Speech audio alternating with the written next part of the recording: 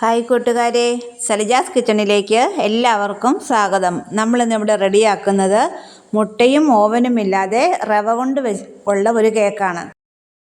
നമ്മൾ ഈ കേക്ക് ഉണ്ടാക്കുന്നത് റവ ഉപയോഗിച്ചാണ്. അതിനായി 200 ml കപ്പിന് 1 കപ്പ് റവ എടുത്ത് വെച്ചിട്ടുണ്ട്. ഇത് വറുക്കാത്ത റവയാണ്. വറുത്ത റവയാണേലും ഉപയോഗിക്കാം. ഇനി അതേ കപ്പിൽ തന്നെ 3/4 കപ്പ് പഞ്ചസാരയും കൂടി ചേർത്ത് കൊടുക്കാം. ഇനി ചേർത്ത് കൊടുക്കാനുള്ളത് ഇളം ചൂടുള്ള പാലാണ്. ഒരു ചെറിയ ചൂട് മാത്രമേ ഉള്ളൂ. ഇപ്പം നമ്മൾ ഈ 1 ഗ്ലാസ് പാലിൽ ഒരു 3/4 ഗ്ലാസും ചേർത്ത് കൊടുത്തിട്ടുണ്ട്. ഇനി ഇതൊന്ന് എല്ലാം കൂടെ കൂട്ടി യോജിപ്പിക്കണം. കുറച്ചും കൂടെ ചേർത്ത് കൊടുക്കാം. റവ ആയതുകൊണ്ട് നന്നായിട്ടിത് വെള്ളം വലിക്കും. ഇനി ഇതൊന്ന് കുതിരാൻ വേണ്ടി ഒരു 20 മിനിറ്റ് നമുക്ക് മാറ്റി വെക്കാം. റവ കുതിരാൻ വെച്ചിട്ടിപ്പം 20 മിനിറ്റ് കഴിഞ്ഞിട്ടുണ്ട്. ഇനി ഇത് നമുക്കൊന്ന് അരച്ചെടുക്കണം. അതിനായിട്ട് ഒരു മിക്സിയുടെ കപ്പിലേക്ക് മാറ്റി കൊടുക്കാം. ഇനി നമുക്കതിലേക്ക് 1 ടേബിൾ സ്പൂൺ പാൽപ്പൊടി ചേർത്ത് കൊടുക്കാം. അതുപോലെ 1/2 കപ്പ് മൈദ ചേർക്കാം. ഈ മൈദയ്ക്ക് പകരം കോൺഫ്ലോർ ആണേലും മതി. ഇനി അതിലേക്ക് ചേർത്ത് കൊടുക്കുന്നത് 1 ടേബിൾ സ്പൂൺ നെയ്യാണ്. നെയ്ക്ക് പകരം നമുക്ക് സൺഫ്ലവർ ഓയിലാണേലും ചേർത്താൽ മതി. ഇതിപ്പോൾ നെയ്യ് ചേർത്ത് കഴിച്ചാൽ കുറച്ചുകൂടെ ടേസ്റ്റ് ഉണ്ടാവും, അത്രേ ഉള്ളൂ. ഇനി ഇതിലേക്ക് നമുക്ക് 1 ടീസ്പൂൺ വാനില എസൻസും കൂടെ ചേർത്ത് കൊടുക്കാം.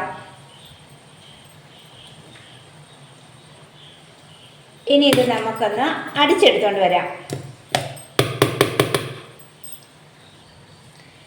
ഇവിടെ ഇപ്പം നമുക്കിത് ഇത്രയും തിക്കായ ബാറ്ററാണ് കിട്ടിയിരിക്കുന്നത്.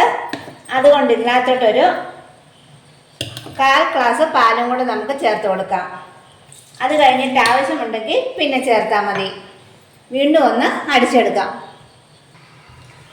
അരച്ചെടുത്ത മാവ് നമുക്ക് ഒരു പാത്രത്തിലേക്ക് മാറ്റി കൊടുക്കാം. ഇനി നമ്മൾ കുറച്ച് ടൂട്ടി ഫ്രൂട്ടി എടുത്ത് വെച്ചിട്ടുണ്ട്. അതിലേക്ക് കുറച്ച് മൈദയും കൂടി ചേർത്തൊന്ന് മിക്സ് ചെയ്യാം.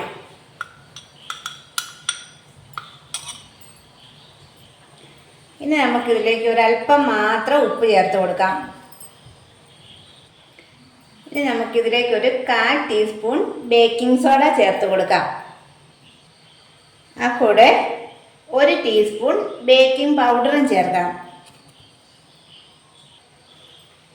ഇനി ഇതൊന്ന് ആക്റ്റീവ് ആകുന്നതിനായി 1 ടീസ്പൂൺ വിനാഗിരി ചേർത്ത് കൊടുക്കാം. ഇതിന് പകരം നാരങ്ങാനീര് ചേർത്താലും മതി. ഇനി നമുക്കിതൊന്ന് മിക്സ് ചെയ്യാം.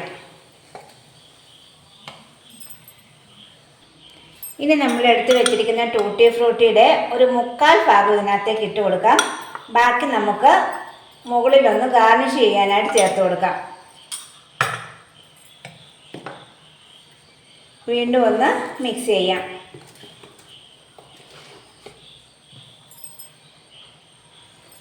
നമ്മുടെ ബാറ്റർ ഇവിടെ റെഡി ആയിട്ടുണ്ട്. ഈ ഒരു പരുവം മതി. നമ്മൾ ഈ കേക്ക് ബേക്ക് ചെയ്യാനായി കേക്ക് ടിൻ എടുത്ത് വെച്ചിട്ടുണ്ട്. ബട്ടർ പേപ്പർ ഇട്ട് കൊടുത്ത് ഓയിൽ സ്പ്രെഡ് ചെയ്തു.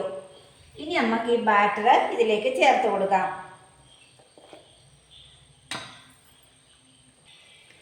ഇനി ഇതിൻ്റെ എയർ ബബിൾസ് ഒന്ന് പോകാനായി 1-2 പ്രാവശ്യം ഒന്ന് തട്ടി കൊടുത്താൽ മതി.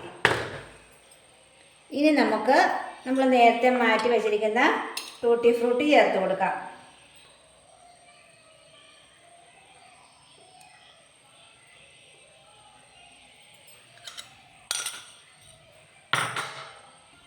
നമ്മൾ ഈ കേക്ക് ബേക്ക് ചെയ്തെടുക്കുന്നത് ഇതുപോലെ ഒരു അലുമിനിയം ചെരുവത്തിലാണ്. ഇതൊരു 5 മിനിറ്റ് മുമ്പേ മീഡിയം ഫ്ലെയിമിലൊന്ന് പ്രീഹീറ്റ് ചെയ്തെടുത്തതാണ്.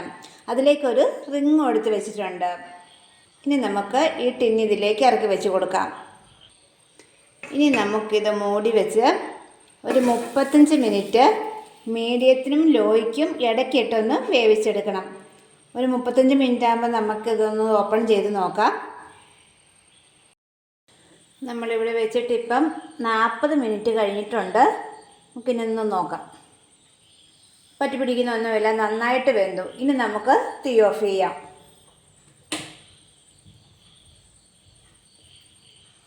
ഇനി ഇത് നന്നായിട്ട് ആറുന്നിടം വരെ നമുക്കൊന്ന് വെയിറ്റ് ചെയ്യണം. നമ്മുടെ കേക്ക് ഇവിടെ നന്നായിട്ട് തണുത്ത് വന്നിട്ടുണ്ട്. ഇത് നല്ല പെർഫെക്റ്റ് ആയിട്ട് തന്നെ കിട്ടിയിട്ടുണ്ട്, ഒട്ടും കരിഞ്ഞൊന്നും പോയിട്ടില്ല. ഇനി നമുക്കിതൊന്ന് കട്ട് ചെയ്ത് നോക്കാം. നമുക്കിനി ഇതൊന്ന് കട്ട് ചെയ്ത് നോക്കാം.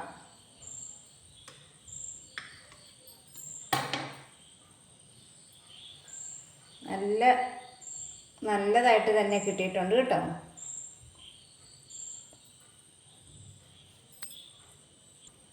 ഇത് നല്ല രീതിയിൽ തന്നെ കിട്ടിയിട്ടുണ്ട്.